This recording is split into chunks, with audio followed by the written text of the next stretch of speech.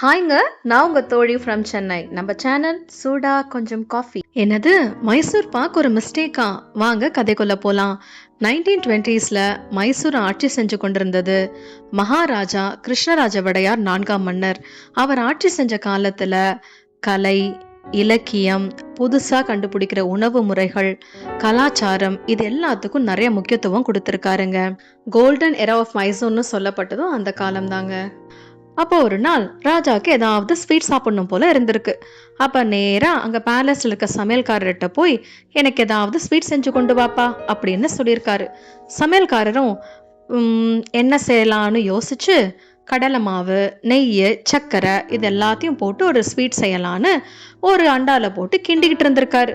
அவருக்கு என்ன மூட் ஆஃபோ தெரியலங்க. பாகு ரொம்ப இறுகி போய் பொறன்னு ஆயிருக்கு. வேற வழி இல்லையே, அதையும் கொண்டு போய் ராஜா கிட்ட கொடுத்திருக்காரு. எல்லாம் ரெடியா? எப்போ ரெடி. வந்து டேஸ்ட் பாருங்க. இது என்ன சொல்லுங்க? என்ன கர்மையா இது? கர்மம் இல்லைங்க, குருமா.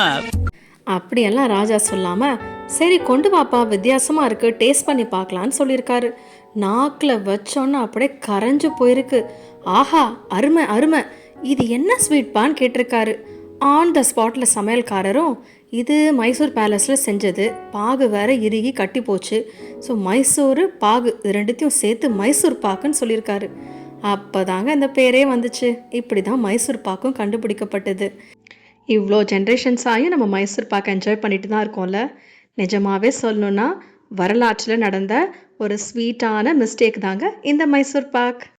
இந்த வீடியோ பிடிச்சிருந்தா லைக் பண்ணுங்க, முடிஞ்சா ஒரு ஷேர், ஆனால் கண்டிப்பாக சப்ஸ்கிரைப் பண்ணுங்க. நெக்ஸ்ட் வீடியோவில் மீட் பண்ணலாம். Until then stay tuned. Bye bye.